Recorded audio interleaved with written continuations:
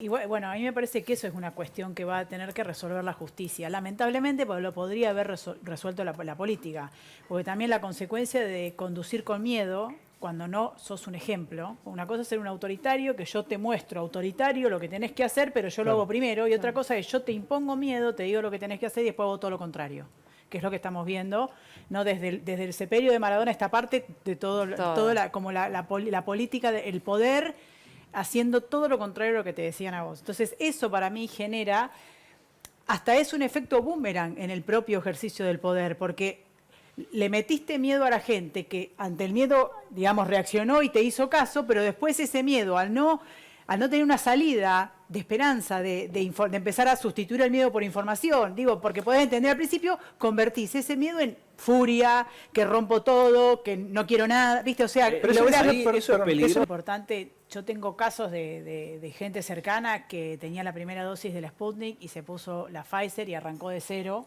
con las 2 dosis de Pfizer, digamos, y está bien, y no tuvo ese combo que uno tiene, alucina, que se va a colapsar porque se puso una mezcla, o sea que en realidad siempre vacunarse es mejor que no tenerla. Lo que sí me parece importante de lo que decís es que este gobierno, que es una estrategia del kirchnerismo, no es novedoso, hace 18 años que son hegemonía política en la Argentina, porque tiene una estrategia de poder muy inteligente, que evidentemente hace que todo lo que propone genera una distorsión tan grande que terminamos todos empastados. Y una de ellas fue poner en duda la autoridad. Entonces vos tenés que en realidad, según el calendario histórico de vacunas, vos tenés que ponerte una vacuna, después el refuerzo en un plazo determinado, porque eso es lo que dice que genera el efecto OK. Resulta que como ellos eligieron seguir la Guerra Fría 60 años después, entonces eligieron Rusia en desmedro de Estados Unidos, porque en Argentina es todo O en lugar de I, ¿viste? Es petróleo o bioetanol. No, y si necesitamos producción, necesitamos desarrollo, necesitamos todo. Bueno, acá era o Rusia o Estados Unidos. Entonces, como el gobierno tiene, digamos, esa tendencia a lo soviético, que le parece que se siente más cómodo con un dictador como Putin, cerraron. Pero está bien, trajeron la vacuna al principio, se puede entender que fue la elección. Pero obturaron la otra. Entonces, ante la imposibilidad de la segunda dosis, que igual cuando salga la resolución de la Auditoría General de la Nación que está haciendo sobre los contratos de la empresa Sputnik, de Gamaleya, va a saltar que desde el día 1 Alberto Fernández, o por lo menos alguien de su gobierno, sabía que había problemas con la provisión masiva de vacunas de Sputnik y la segunda dosis. Entonces, y también los juicios que tiene Patricia, que en eso va a tener que explicarse el por qué no llegó la Pfizer. Yo creo que con la modificación del decreto cae la causa, pero está bueno que esté abierta y que evidentemente el gobierno que tan fuertemente fue a atacar a una opositora porque dijo la verdad, ahora demuestre que en realidad fue un capricho. Pero lo que digo es, pusieron en duda si la dosis 1 de la Sputnik era suficiente. No, señor. El Instituto Gamaleya dijo que son 2 dosis porque tienen 2 vectores distintos, a diferencia de la china y de la americana. A eso me refería con la información. Pero y ustedes tienen mucha información, pero mi mamá o gente... Bueno, eso es lo que vivimos con eso. Eso es lo que generó el gobierno, que lo genera siempre para actuar a su favor, que es la acumulación de poder que necesitan. Eso es lo que le tenemos que reclamar como ciudadanos. Quizás la pereza de la justicia no lo hace en el momento, porque ahora hay una importante causa contra la vacunación VIP que podría haber avanzado, juntado pruebas, y evidentemente eligen cerrarla porque no se quieren enfrentar al poder. Entonces, en algún momento van a tener que explicar por qué toda esta mala información, esta mentira generalizada respecto de la Sputnik sí, el Sputnik no, por qué no permitieron que entren otras vacunas para que haya más, no importa el origen. Todo eso en algún momento lo van a tener que explicar, porque eso costó vidas. Y si le sumás a eso, que es un método, digamos, por eso es el 4º gobierno kirchnerista, no tendríamos que sorprendernos, eso es lo que también un poco llama la atención. El entrenador canino de Dylan se convirtió en el director de canes de la policía bonaerense. La amiga de la primera dama Fabiola, que me parece fantástico que tenga un montón de amigos, se convirtió en funcionaria pública y todos esos sueldos los paga el pueblo argentino. Y la pareja de la asesora es el que tiene los varios contratos de seguridad. seguridad. Eso lo paga el pueblo, lo pagamos todos nosotros con nuestros impuestos, de lo que hablábamos hoy, de que ganás 100 y 65 se lleva el Estado y vos ves y tenés el agujero en la puerta de tu casa y se te rompió la goma del auto porque te clavaste de punta y nunca te arreglaron el asfalto. Bueno, eso es lo que se reclama. Bueno, peor aún, porque la justicia no se animó a cerrar la causa. Es tan grave lo que pasó y hay tanta prueba por producir que la justicia, porque la jueza que firma, como el poder es circular, hoy lo tenés, mañana no, la firma de ella va a quedar cuando el tiempo pase y tengan que explicar. Entonces, ¿qué hizo la jueza? Buscó un subterfugio para mantener un pedacito de la causa abierta. Y fíjate, es tan irracional que ahora está apelado, ojalá que la Cámara de Apelaciones ponga criterio y reabra en la totalidad, que dice, bueno, en la parte del vacunatorio específico de Ginés y de Bisotti y de esos, no es inmoral, pero no hay delito. Pero, dice, respecto del subsecretario de Salud, o sea, 4 rangos por debajo del ministro y la secretaria de Salud, o sea, Ginés y Bisotti, que es Scolia, él sí lo vamos a investigar por delito porque reconoció que fue con una vacuna a vacunar a Duhalde. Entonces dejaron la partecita de Duhalde y el subsecretario, cuando el subsecretario en una burocracia vertical responde al ministro. Entonces, si el subsecretario se corta solo, evidentemente el ministro no funcionaba. Entonces, eso fue la excusa que encontró la jueza para salvar su pellejo cuando la rueda del poder gire y tenga que explicar por qué no investigó profundamente, porque hay mucha prueba es un para poco lo que colectar. pasa con los bolsos, ¿o no? Es lo mismo. Porque López fue, sí, condenado, pero después de ahí para arriba no pasó nada. nada, nunca se supo de dónde salió esa plata, exactamente. Bueno, pero a mí me parece que, tomando un poco lo que decía Diego para adelante, somos muchos los que peleamos por un país mejor, que podemos contarle a la gente cómo vivimos, que no le robamos al pueblo y que no tenemos caretas para decir lo que pensamos. Te digo, porque si no parece que nos vamos... Yo iba un poquito... Alberto Fernández nunca tuvo que pagar un sueldo de su bolsillo. ¿Entendés? La angustia de decir, che, se nos cayeron las ventas, ¿cómo hago? Me viene, o pago la luz... Antes de ser presidente vivía en el departamento de un amigo en Puerto Madero, de Pepe Albistur, de la mujer de Tolosa Paz. Que Pepe Albistur tiene una empresa de publicidad que ganó 101% más de pauta oficial en el 2020 comparado con el 2019. Entonces, lo que nosotros me parece... Es el esposo de Tolosa Paz. Es el esposo de la candidata del gobierno para la provincia de Buenos Aires. Lo que me parece que tiene que surgir de todo esto es que como sociedad empecemos a pagar algunos costos en votar gente que pueda contarle cómo vive. Esta idea de que la mortifique, que si haces algo mal y generaste una consecuencia por un accionar tuyo en la responsabilidad, te duela dormir. Pero ellos, a ver, Alberto Fernández vivía en un departamento en Puerto Madero prestado por un amigo, que estuvo en la gestión pública acusado de corrupción. Bien, Flor, ¿entendés? Entonces, yo no lo quiero hacer personal porque en mi historia me viene pasando hace tiempo ya. Yo lo que hice fue un ejemplo mucha ¿Pero qué te viene a la pasando? corrupción. ¿Qué te viene pasando? el engaño, el test, A los el dedo jueces lo sale ponen los pus. políticos. En la época de COVID los presos que pedían ¿Por qué los salir. ponen los políticos? Porque es el sistema. Lo que pasa es que... ¿Pero cómo se quiebra ese sistema? El sistema se quiebra ¿Cómo? cuando Cristina Fernández de Kirchner presenta un proyecto de reforma del Consejo de la Magistratura pidiendo incluir mayor cantidad de gente votada por el pueblo que de técnicos que vienen de la justicia.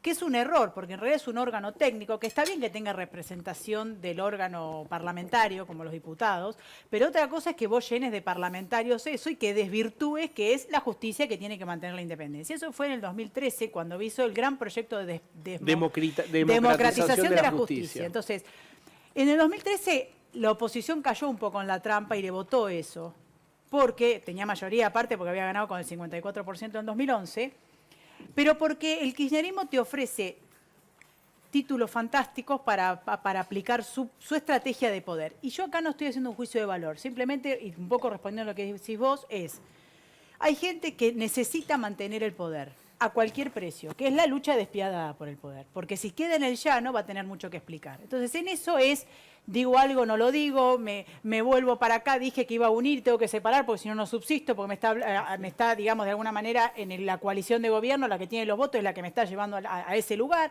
Entonces digo, hasta imposibilidades de decidir libremente, puedo decirlo, en la lucha por el poder que existe en todo el mundo, no solamente acá. Pero acá lo que hay es una trampera que te ofrece el kirchnerismo y que algunos de la coalición de oposición caen como si fuera que no lo conocen. Entonces, ahí es donde perdemos el equilibrio de encontrar en dos posiciones políticas diferentes, oficialismo y oposición siempre, que es la atmósfera, digamos, de libertad y de democracia, que van alternándose en el poder y que se equivocan y que van y vienen y que hacen consensos para la seguridad, para la salud, para la defensa, para la inteligencia criminal, digo, para la inteligencia estratégica, 4 o 5 cosas que se pueden consensuar. Ahora, si vos tenés un gobierno que necesita sostener el poder a cualquier precio, es posible que ese acuerdo que vos le ofrezcas no te lo rompas si tiene que sobrevivir.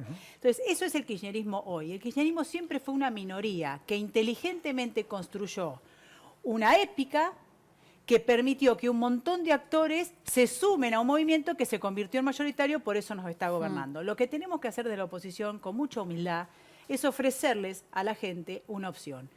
Propiedad privada, desarrollo productivo, que significa indefectiblemente hablar al sindicato y decirle, si bloqueas una empresa te meto preso, porque es un delito. Baja de impuestos, disputamos, eso es lo que, déficit, eso es lo que digo, planes, suena pero lindo, es lo de fondo, no, es difícil. Es realizable, No, porque ahí vos te metés con esto mismo que vos decís recién. Pagar costos, te metés con que no podés tomar tu decisión de, la hiciste, la pagás. Bueno, pero, no se puede porque si te metés con gremios que te paran el país. Pero si no te tenés que ir, Hernán. Si Yo sé que va a ser difícil discutir con la CGT, disculpame, ya te dejo, Diego, discutir con la CGT un mecanismo de prioridad de que tiene la CGT y de privilegios. O con empresarios que viven de los subsidios, por eso crecen en desmedro de un montón que no tienen subsidios. Ahora, esa discusión la tenemos que dar porque si no, no vamos a generar empleo. ¿Cuántos están dispuestos a decirlos en un año electoral? No sé si hay muchos. Yo lo digo, me hago cargo, Patricia lo dice, se hace cargo. Si me elegí, vamos para el frente, a dar la pelea. Pero necesitamos ofrecerle a la gente verdad, porque si no seguimos construyendo para sobrevivir en las elecciones mentiras que después no se cumplen. Sí. Los que suponen que, digamos, que nuestra visión, que es más disruptiva, ¿no? de ofrecerle a la sociedad desafíos, yo voy a contar un caso. En Argentina hay un movimiento empresarial antibloqueo.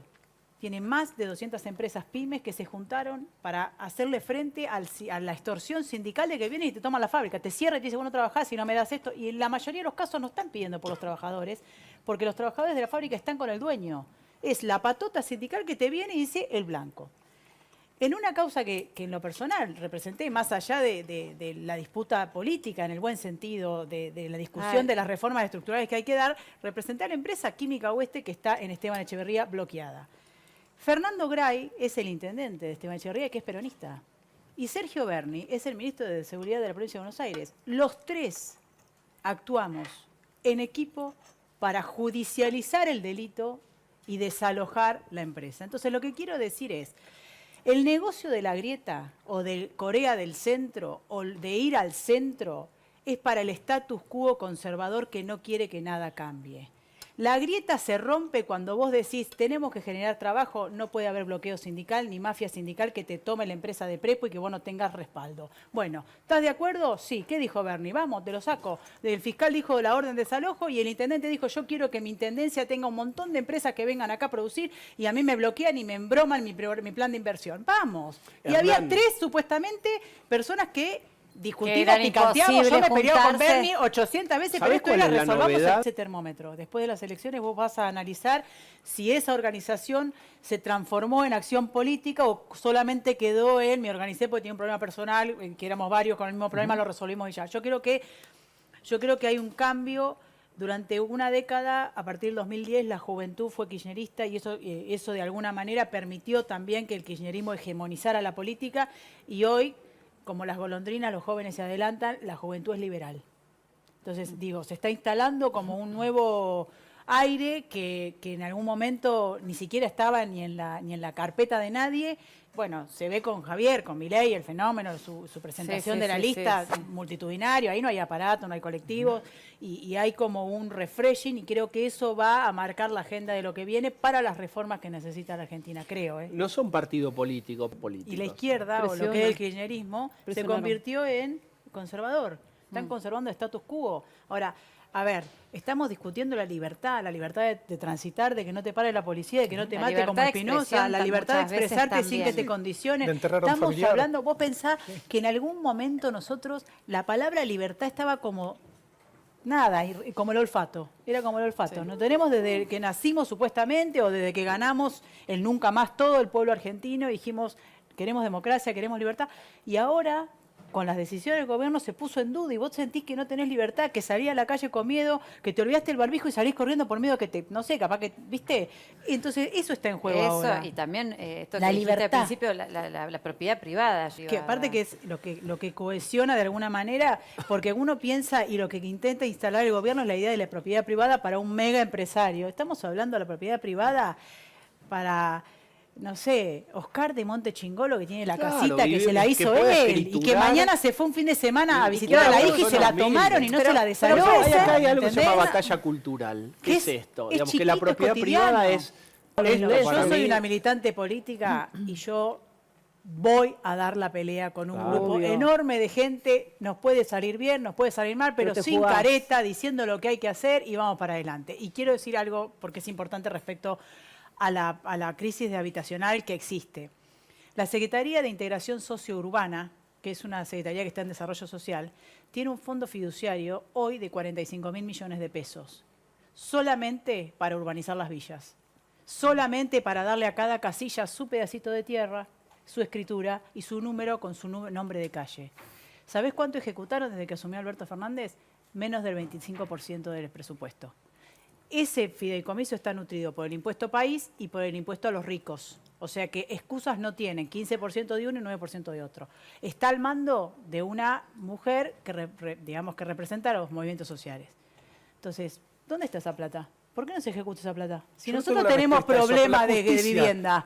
Bueno, eso es ejecutivo, eso es ejecución, no necesitas de la justicia. Pero si el ejecutivo no reacciona, tiene que ir a la justicia. Bueno, ¿dónde está esta plata? Bueno, pero si llega a la justicia... Yo lo que digo pero ese es el tema, un gobierno que habla de que te habilita a usurpar no te condena porque supuestamente hay crisis habitacional y tiene 45.000 millones de pesos para terminar con esa crisis y no ejecuta el coso. Y por otro lado, para terminar, están tan escindidos de la realidad porque son una jerarquía, una aristocracia estatal desde hace tantos años, que cuando le tomaron el campo Echevere, ¿se acuerda que lo tomó Juan Grabois? La huerta de juguete, la huerta de perejil, sí, nunca dar una pala, bueno.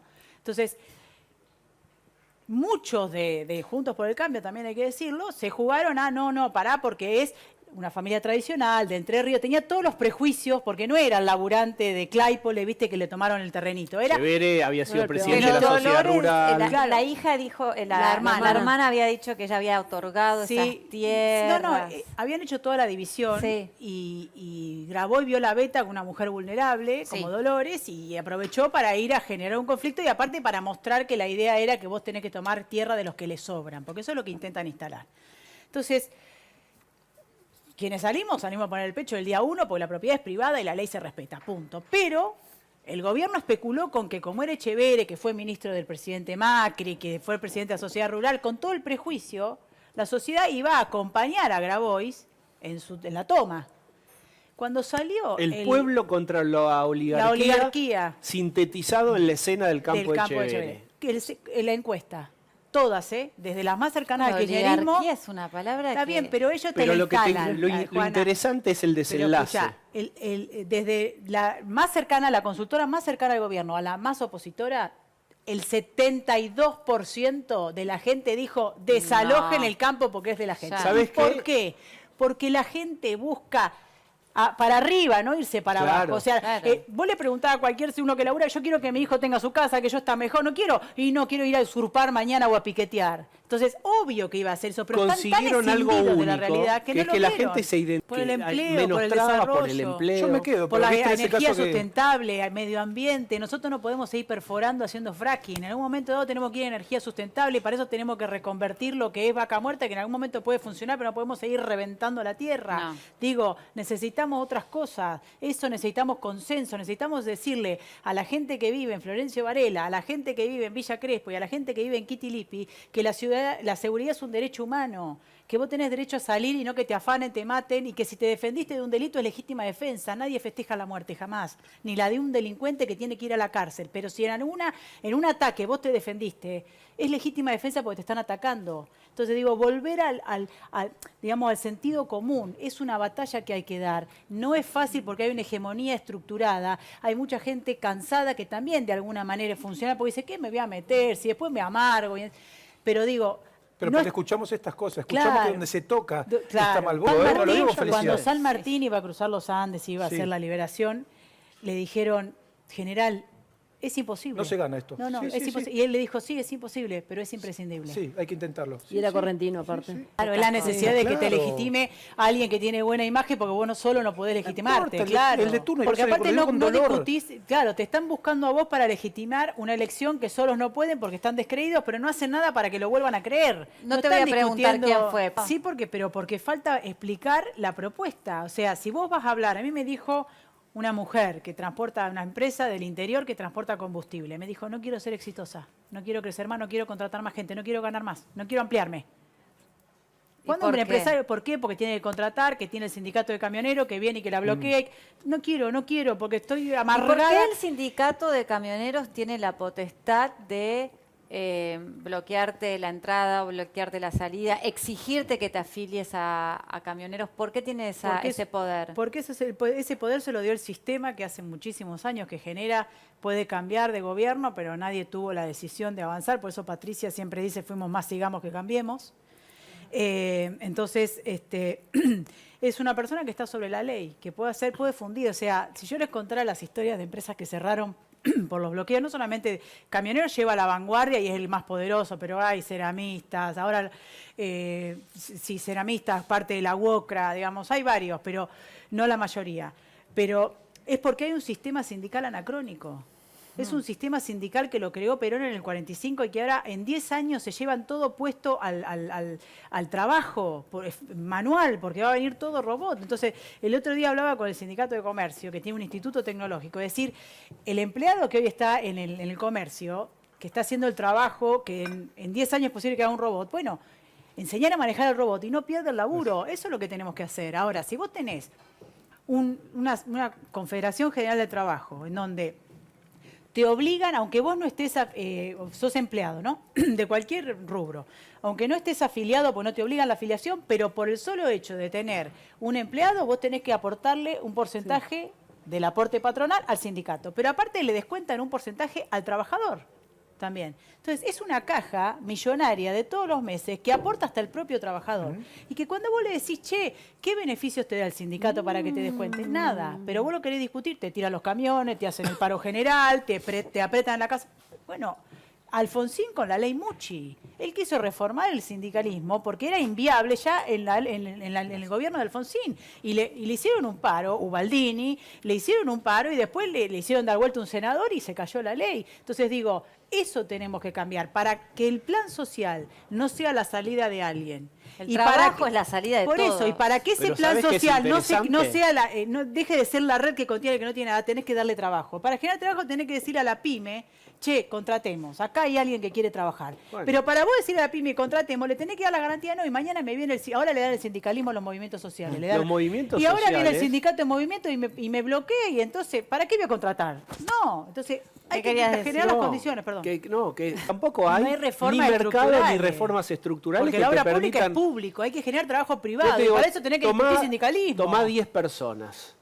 Pero, como no, pero por más es que el se traccione la diagnóstico es demanda, diferente. por más que se traccione la demanda, si el que genera la oferta, que es el que produce, te dice que no va a producir más porque no quiere emplear más gente, porque se emplea mal. Claro. Hoy una fábrica, porque aparte el gobierno que es hábil, el kirchnerismo estableció que la idea de reformar la reforma laboral es en contra del trabajador. Y la verdad que los únicos que están silenciados ahora con este sistema sindical es Son el los trabajador, trabajadores. porque no tienen representación por ellos. 40-50% de aparte informalidad. Bueno, y aparte otra cosa. Bueno, La y ahí mitad de la tenés que sumar. informalidad, la mitad de Pero- formalidad y del desempleo. Y la primera falta. Y del no, de- no, y y la por del supuesto. plan. Pero déjame agregar algo más.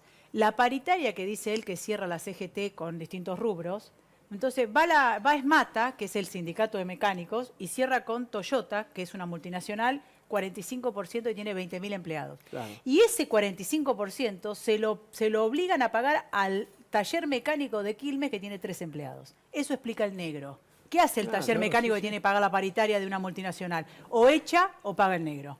Esa es la informalidad, eso explica la informalidad. Por eso es anacrónica el sistema sindical. Y el kirchnerismo instaló la idea de que si vos reformás laboralmente la cuestión de empleo privado es para afectar al trabajador. Y la verdad No. que no. Y muchos gremiales. En Brasil, Es un para re terminar, tema. sí, Re en tema. Brasil, para Mucho. terminar, votaron una ley que dejaron de hacer obligatorio el aporte sindical. Claro. ¿Sabés cuánto perdió los sindicatos en un día después que se sancionó la ley? ¿Cuánto? El 90% de los aportes. Apa. Entonces, acá es obligatorio. No fuercen, porque si se llega a conseguir eso, va a desaparecer el sindicalismo, que no queremos que eso, porque el sindicato es necesario para discutir la discusión democrática eso que aclarar, con el trabajo. Porque si no, suena, si nosotros asumimos, destrabamos. No. Yo, lo puede decir la mitad de la CGT que habla conmigo, porque yo trabajo permanentemente para tratar de salir por arriba y no con la discusión que te propone el kirchnerismo, te pueden contar, yo necesito un sindicato fuerte que defienda a los trabajadores. De ningún modo es extorsivo ni privilegiado. Claro. Bien. Hay mucha gente preparada y gente que no, y me parece que la política tiene esa facultad. A mí me parece que hay una herramienta de la política, un elemento fundamental que los hace diferentes, que es el coraje. Porque las decisiones que hay que tomar en un país con casi la mitad de la gente en la pobreza y con un déficit, un agujero así que impide que se puedan bajar impuestos, se pueda generar trabajo, con un sindicalismo ortodoxo que no flexibiliza la discusión para que podamos contratar pensando en la tecnología, necesitas animarse a saltar y necesitas fijar posición, bancarte el costo de fijar posición y discutir donde tenés que discutir, digamos, porque si no también esta idea de no lo digo por Facundo, que lo conozco de mi pueblo y estar en la interna de mi coalición y no voy a decir nada, pero digo, si no esta cosa de que venimos con flores y rosas y está todo fantástico y no está todo fantástico. Y lo que viene es crudo porque tenemos que cruzar el desierto, exacto. Bien. Y Flor, ¿vos no te presentaste? No. Los Arcones estamos en cuarteles de invierno, estratégicamente en silencio. Bien. Pero estamos trabajando por la patria igual, ¿eh? Por eso les decía, estamos haciendo con el movimiento antibloqueo, con los sindicatos, para generar las condiciones para que Argentina salga de la pobreza. Bien.